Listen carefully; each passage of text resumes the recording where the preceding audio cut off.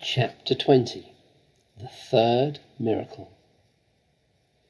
The next day was Thursday, and that, as the whole of Miss Honey's class knew, was the day on which the headmistress would take charge of the first lesson after lunch.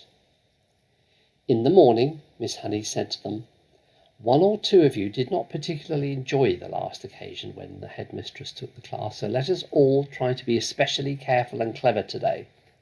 How are your ears, Eric, after your last encounter with Miss Trenchbull?" "She stretched them," Eric said. "My mother said she's positive they're bigger than they were." "And Rupert," Miss Honey said, "I'm glad to see you didn't lose any of your hair after last Thursday." "My head was jolly sore afterwards," Rupert said. "And you, Nigel," Miss Honey said, "do please try not to be a smart aleck with the headmistress today. You were really quite cheeky to her last week." "I hate her," Nigel said. "Try not to make it so obvious," Miss Honey said. "It doesn't pay. She's a very strong woman. She has muscles like steel ropes." "I wish I was grown up," Nigel said. "I'd knock her out flat." "I doubt you would," Miss Honey said. "No one has ever got the better of her yet." "What will she be testing us on this afternoon?" a small girl asked. "Almost certainly the 3 times table," Miss Honey said. "That is what you are all meant to have learned this past week. Make sure you know it." Lunch came and went. After lunch the class reassembled. Miss Honey stood on one side of the room, and they all sat silent, apprehensive, waiting. Then, like some giant of doom, the enormous Trunchbull strode into the room in her green breeches and cotton smock. She went straight to her jug of water and lifted it up by the handle. She peered inside. "I am glad to see," she said, "that there are no slimy creatures in my drinking water this time. If there had been, then something exceptionally unpleasant would have happened to every single member of this class, and that includes you, Miss Honey." The class remained silent and very tense. They had learnt a bit about this tiger by now, and nobody was about to take any chances. "Very well," boomed the Trunchbull. "Let us see how well you know your 3 times table. Or, to put it another way, let us see how badly Miss Honey has taught you the 3 times table." The Trunchbull was standing in front of the class, legs apart, hands on hips, scowling at Miss Honey, who stood silent at one side. Matilda, sitting motionless at her desk in the second row, was watching things very closely. "You," the Trunchbull shouted, pointing a finger the size of a rolling pin at a boy named Wilfrid. Wilfrid was on the extreme right of the front row. "Stand up, you!" she shouted at him. Wilfrid stood up. "Recite the 3 times table backwards," the Trunchbull barked. "Backwards?" stammered Wilfrid. "But I haven't learned it backwards." "There you are!" cried the Trunchbull, triumphant. "She has taught you nothing. Miss Honey, why have you taught them absolutely nothing at all in the past week?" "That's not true, headmistress," Miss Honey said. "They have all learnt their 3 times table. But I see no point in teaching it to them backwards. There is little point in teaching anything backwards. The whole point of life, headmistress, is to go forwards. I venture to ask whether even you, for example, can spell a simple word like wrong backwards straight away. I very much doubt it." "Don't you get impertinent with me, Miss Honey," the Trunchbull snapped, and turned back to the unfortunate Wilfrid. "Very well, boy, answer me this. I have 7 apples, 7 oranges, and 7 bananas. How many pieces of fruit do I have altogether? Hurry up, get on with it, give me the answer." "That's adding up," Wilfrid cried. "That isn't the 3 times table." "You blithering idiot," shouted the Trunchbull.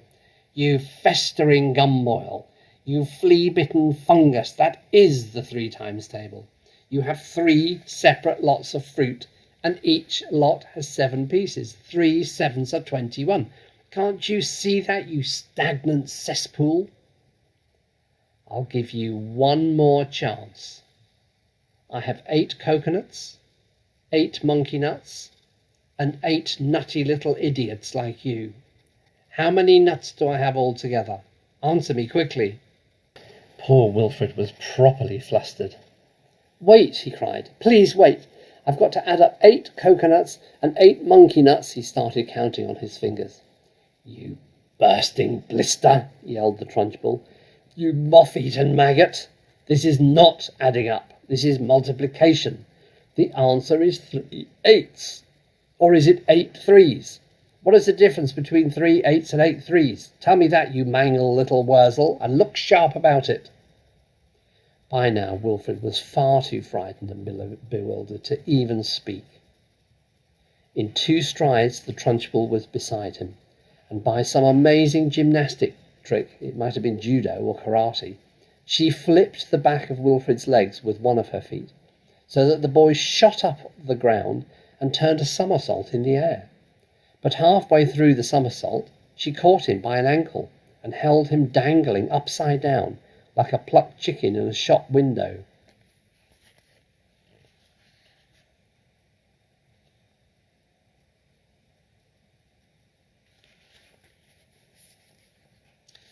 "8 3s, the Trunchbull shouted, swinging Wilfrid from side to side by his ankle.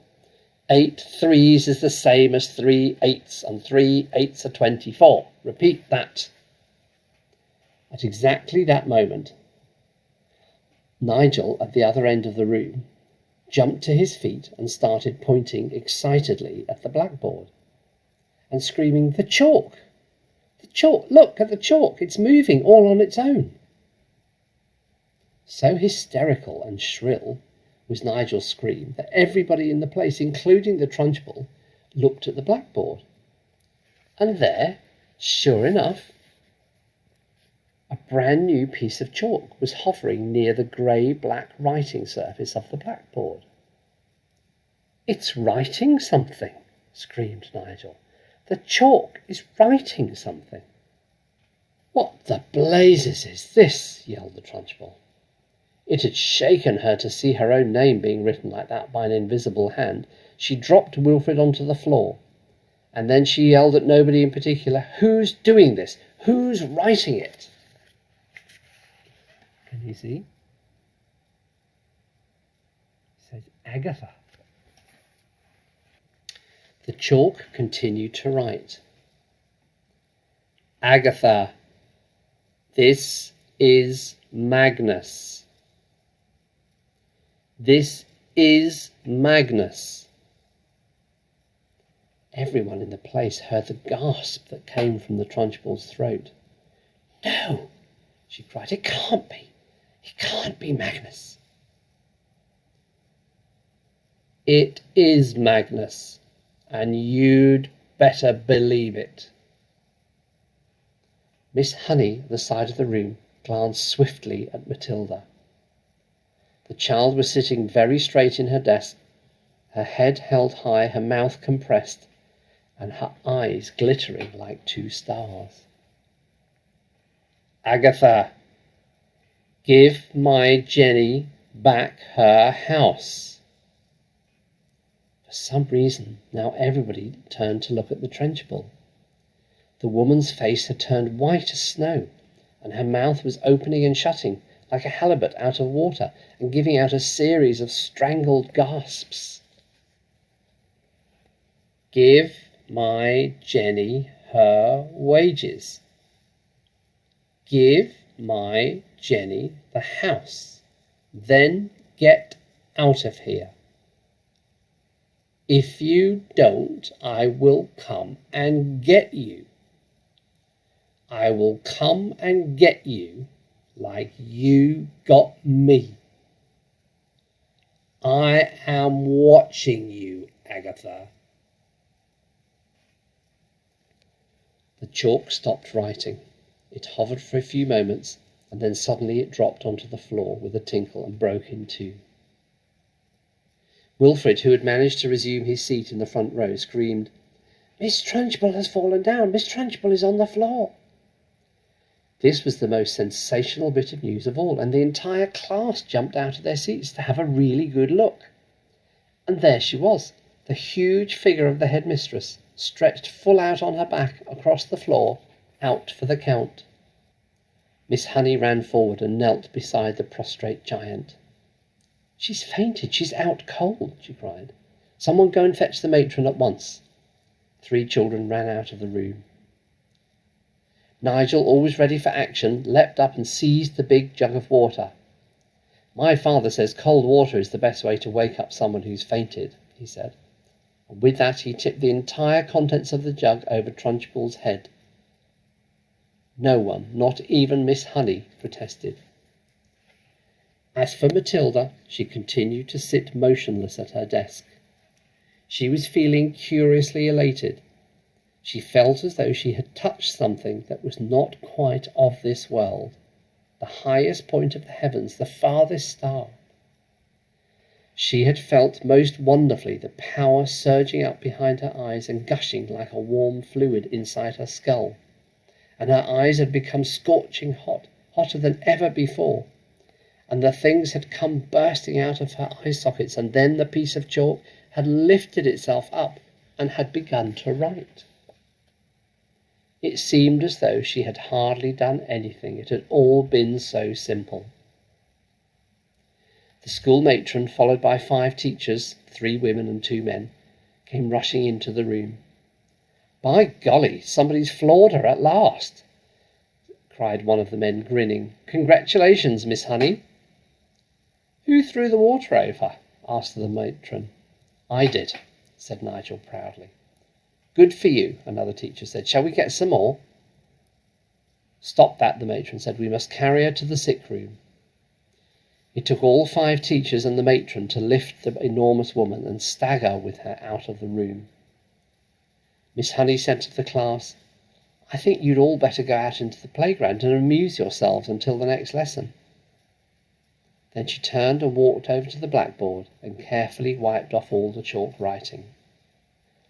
The children began filing out of the classroom. Matilda started to go with them, but when she passed Miss Honey she paused, and her twinkling eyes met the teacher's eyes, and Miss Honey ran forward and gave the tiny child a great big hug and a kiss.